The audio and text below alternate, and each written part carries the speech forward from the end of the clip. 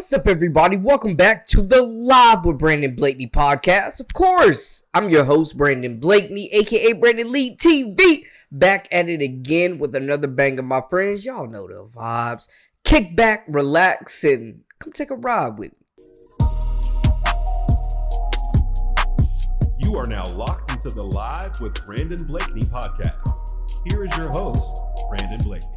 So we got the official news, the official announcement that LSU will be at full strength for March Madness, man. That means Anissa Morrow, Flau'jae Johnson back in the lineup, locked and loaded, ready to go. Let's go play. Let's see what happens. That's why they call it March Madness. Just remind them that 3 seed has been good to us, LSU. It's an LSU has the crowd behind them. When you come into the PMAC, it's not you versus the 5 players on the floor. It is you versus everyone in this building. You're going to see this arena packed again. I said going into March is obviously excited. You know, we played the number 1 team pretty close without the heaviest threats we have on the team. So obviously we're excited to get those full threats back, excited to be full throttle, especially with the bench having that momentum that they had going in the game, knowing that they could come in and step up big. So we're just extremely excited to get into March healthy. Is it a blessing in disguise that you've got some time off, Flau'jae dealing with the shin and Anissa with the ankle injuries? I mean, yes, obviously we wanted to win, but we're not going to complain too much just so we can rest up and get healthy and be prepared for March Madness. Look, do not sleep on LSU, man. This is a dangerous team at full strength. When you have 3 of the best players at their positions in the country, we've talked about their size, but they really haven't been dominated on the glass that much this season, man. Anissa Morrow has been incredible on the glass, a one-woman wrecking crew. Samaya Smith has been better on the glass as well. You look at Flau'jae Johnson, like, you get your leading rebounder, your leading scorer back, like, this changes everything. I also agree with Michaela Williams saying that they built that confidence of the bench, man. Kaylin Gilbert, Miracle Shepherd, 2 players that I think could play a big pivotal role in a potential run for LSU, man. I know they got UCLA as well as NC State in this bracket as the 3 seed, but I like, truthfully, no bias, no BS, I like LSU's chances. Full strength LSU.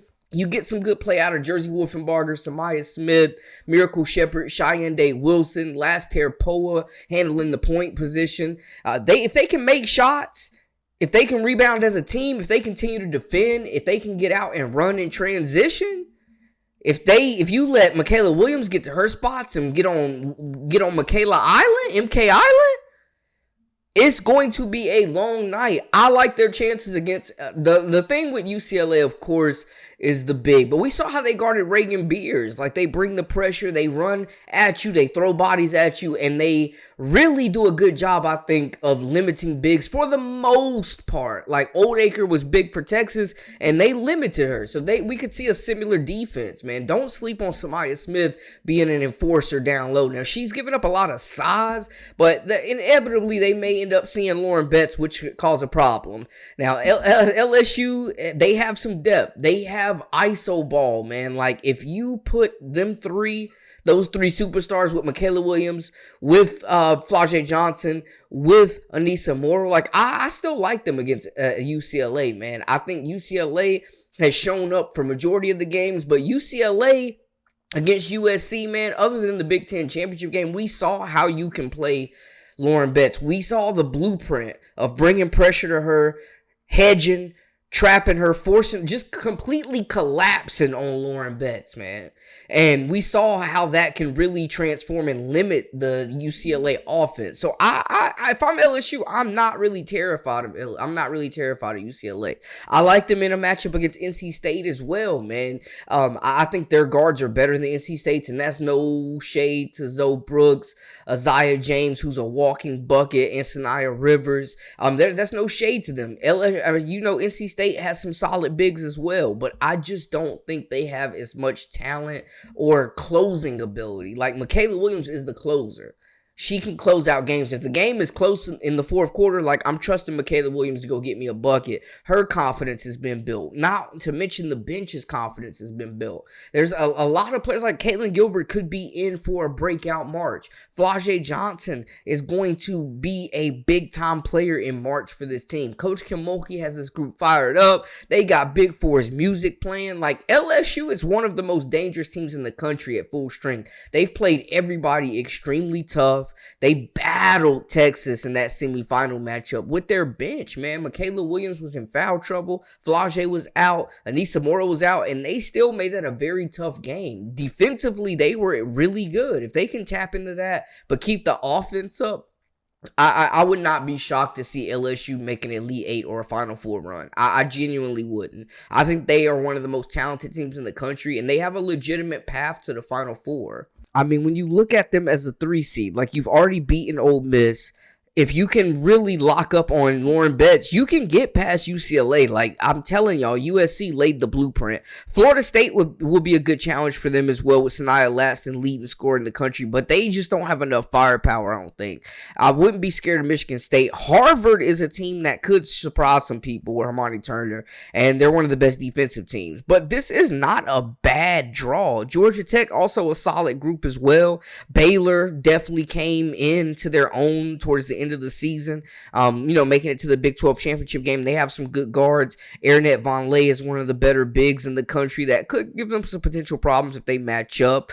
Grand Canyon, an upstart program whose coach is gorgeous, going viral right now. I just had to throw that in there. But looking at the bracket, man, LSU absolutely has a path to the Final Four, bro. After you get past your first game, you get past Florida State. I think potentially, we don't know what the matchups will be, but potentially, you see a NC State, you see a UCLA. That's who you're ultimately looking at. You don't want to look past anybody. But at the same time, man, LSU, if I'm an LSU fan, I'm feeling really confident, man. I got shot makers. I got 3 of the best ISO players in the country. Anissa Morrow's holding it down on the glass. Like, she's been playing undersized her whole career, and it hasn't mattered. You got a bench that's building confidence with Miracle Shepherd, an experienced bench as well that has played in some big games, that has played in the NCAA tournament, man. Cheyenne Day Wilson, you think about her defense and her ability to just really impact on that side of the basketball, man. Like, she can be locked down. I love that Miracle Shepherd is finding her confidence and get more minutes. Don't sleep on Jada Richard. She could be a spark off the bench shooting the basketball. If they go cold and need a spark to, just open up the floor and hit some threes for those drivers like Michaela Williams, like Flau'jae Johnson to get to their spot. Like, Caitlin Gilbert as well as Richard are 2 players that can definitely open things up with their jump shooting. If it's a good shooting night for LSU, they're going to be tough to beat, man. They got that fire about them. Flau'jae is a champion. Samaya Smith is a champion. Like, they're not that far removed from a national championship. This team is going to be hungry. I feel like they're going to come in with a chip on their shoulder, being slept on. They were one of the best teams in the country all year and battled through some injuries. They sacrificed the SEC tournament to prepare for this battle for March, man. But I also am not betting against Coach Kim Mulkey, one of the most fiery and really good tactician when she's in her bag, man, making adjustments. She's a championship level coach, one of the best in the country. She will have them ready to play. This is great news for LSU, man. They are healthy. They are locked and loaded, and a healthy LSU team is extremely dangerous. I'm just saying, man. But I think they got a good draw. They got a favorable draw, in my opinion, man. If I'm LSU, out of all the number 1 seeds, I think they have the best chance of beating UCLA. I would say Texas too, but it's tough because you've seen them already. Like, UCLA has not seen LSU in a matchup, so you're getting the element of surprise there, which is why I think, in my opinion, UCLA could be the first number 1 seed to fall. I would not be shocked if LSU wins that region. But y'all let me know how y'all feel in the comments, man. LSU ready to rock and roll, man. Y'all talk to me in the comments. Let me know how y'all feel. That is a wrap for us. For all the latest and the greatest, of course, I'm your host, Brandon Blakeney, aka Brandon Lee TV. This is the Live with Brandon Blakeney podcast. Make sure to hit that subscribe button, comment, like, share, all that good stuff, and follow us on social media at Brandon Lee TV. You know the vibes. Until next time, my people, we out.